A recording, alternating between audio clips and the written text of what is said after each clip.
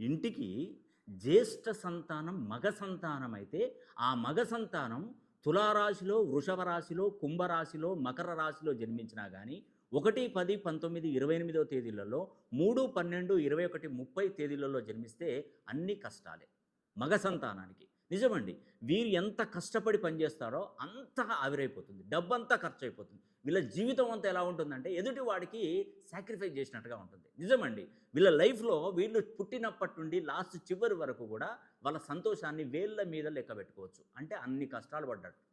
నిజమండి. అవకాశాలన్నీ ఎలా ఉంటాయంటే కంటికి కనిపిస్తాయి, చేతిలోకొస్తాయి, తింటారు. మళ్ళీ ఆ నోట్లో నములుతుంటే కింద పడిపోతుంది.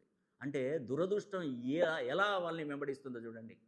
లైఫ్ అంతా కూడా ఎట్లా ఉంటుందంటే నత్తనడకన సాగిపోతుందండి. కష్టం ఎక్కువ. మన తెలివితేటలు, మన నాలెడ్జ్, మన ఆలోచన విధానం ఎదుటి వాడికి ఉపయోగపడతాయి. మనకు ఉపయోగపడవు.